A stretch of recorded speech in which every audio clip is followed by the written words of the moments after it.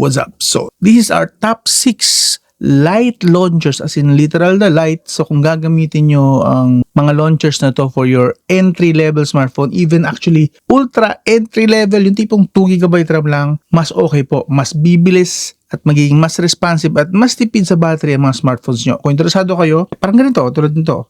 Isang pindot lang, isang mabilisang ano lang, diba? This is, by the way, Realme P4 Lite. Entry level po ito, pero napaka-responsive po niya.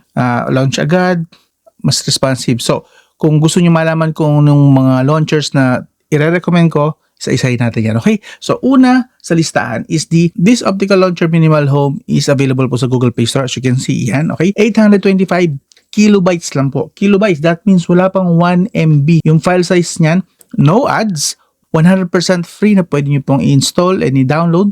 Yes, simple customization lang po at its basest form. You can only change size of the icons, height, column gaps, and the number of apps accessible to you. Supports desktop notes, so you will always remember your schedules every single day. Yes, pwede nyo lagyan ng mga notes nyo, kung anong balak nyo gawin. So, basically, yan na yung pinaka pwede nyo ilagay lang na widgets. Yan na yun. I-remind ka lang niya kung ano importante para sa'yo.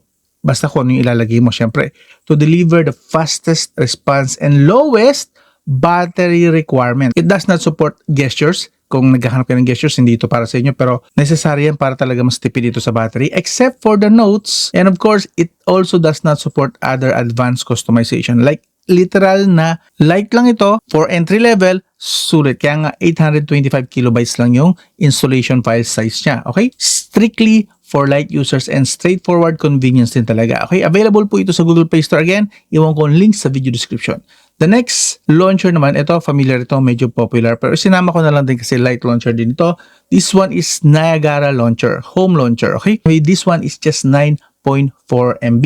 Free to use po siya pero with some restrictions kasi actually nag-o-offer siya ng mga paid features. Although nag-o-offer naman siya ng free 1-week trial to experience full access, okay? And plus you get 3 free themes and the rest are free trial for 7 days na. Supported din yung widgets. Basically ito ay full launcher talaga experience. Yun nga lang, mas light ito compared sa ibang mga launchers like actually, mas light pa nga ito sa launcher, even Poco launcher, mas light pa po ito. Kita nyo naman, scrolling through your app collections is easy as sliding your finger on the side of the home screen, packed with full customization in the settings.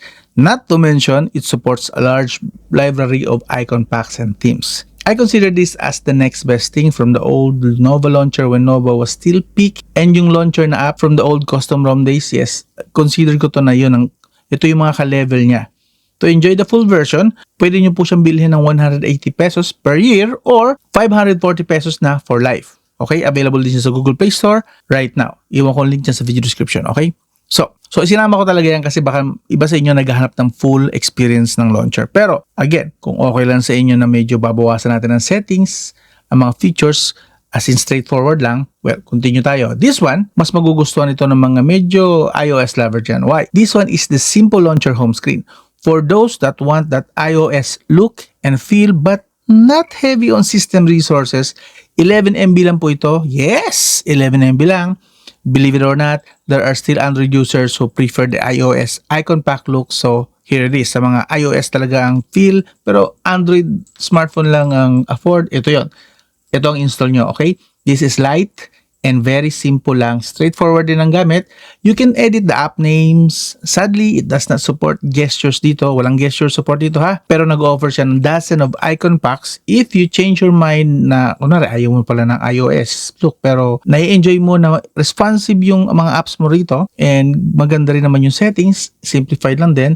Yes, supported niya ang mga icon packs dito. Okay? Offers free to use with some features that are restricted for premium users only. Okay, this one also offers pricing din. Although, yeah, pwede nyo pong gamitin to nang hindi nyo kailangan nagbabayad ha. Pero, just in case na gusto nyo ng full experience, lahat ng features ma-unlock nyo, 57 monthly, 987 for lifetime use naman. Okay? Okay. So, enough na tayo sa mga may bayad. Ito kung gusto nyo talaga, kuripot talaga kayo, wala kayong balak kumastos sa mga launcher nyo, ito na. Start tayo sa minimalist launcher. Alright, dito magugustuhan nyo. Why?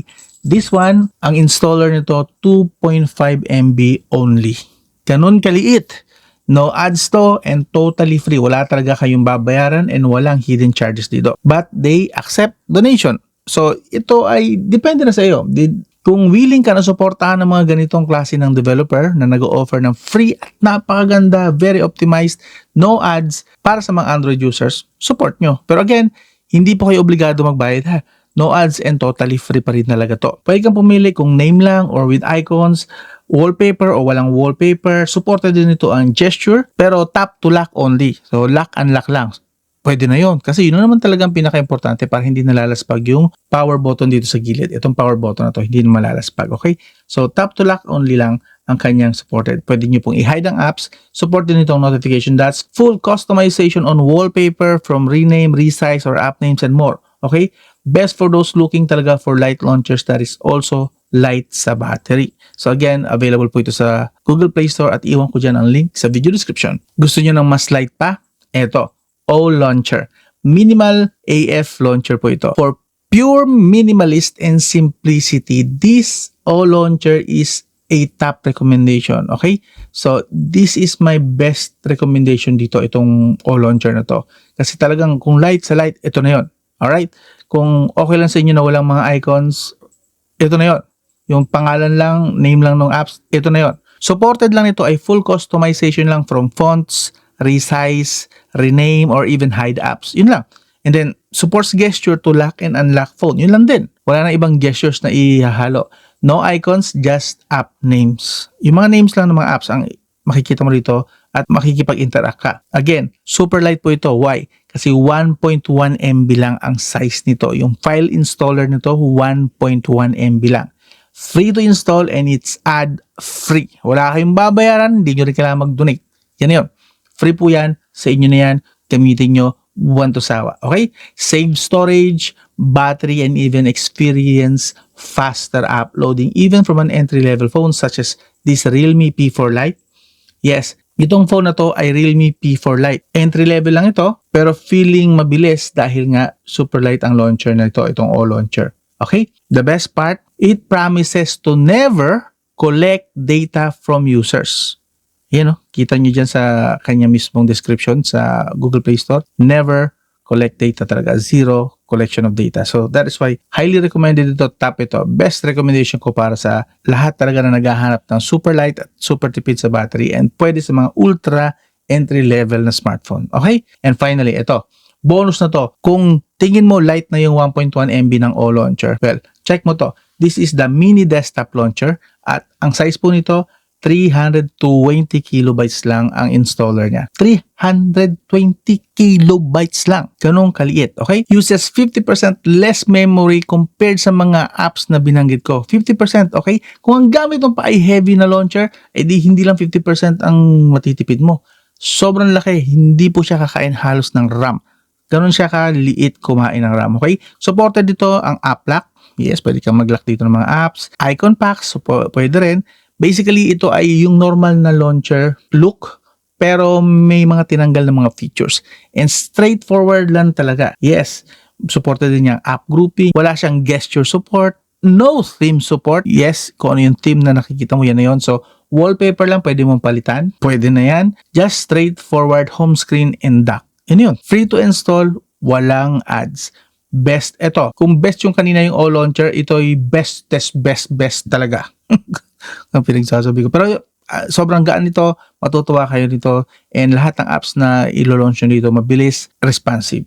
Okay? Tipong 2GB RAM lang smartphone mo, 2GB lang RAM ng smartphone mo, pwede carry nito. Yung mga old smartphones nyo dyan na sobrang bagal na sa launcher niya, palitan nyo ng launcher na ito, mini desktop o yung kanina yung O Launcher, mas magiging responsive siya. Okay? Feel the difference of responsiveness from your old launcher. Kitang-kita nyo talaga yung difference ng responsiveness at bilis. Anyway, I hope naging helpful ito. Ito ang top 6 super light launcher. Yung iba hindi masyadong light pero kinonsider ko kasi ng iba gusto ng full customization, so add tayo ng dalawa na may mga customization talaga na involved. Pero the rest, yung apat, alam ko light na talaga yon. And kung okay lang sa inyo na hindi ganun kakompleto yung mga gestures, themes and so on sa mga kung ano pang mga widgets ang pwedeng ilagay, walang mga ganun, walang arte-arte, straightforward, gagamitin mo na lang light sa battery and light sa RAM. Consider nyo ang mga light launchers na ito. Okay? I hope may mapili kayo and I hope naging helpful itong video na ito para sa inyo. Kung gusto niyo yung ganitong klaseng video, hindi lang puro review, may tips and tricks din tayo. Syempre, kailangan din yan ng mga users sa smartphone, hindi yung review ng review. Kailangan din natin syempre na i-explore kung ano mga pwede pang possibilities na kayang improve ng performance ng smartphones natin.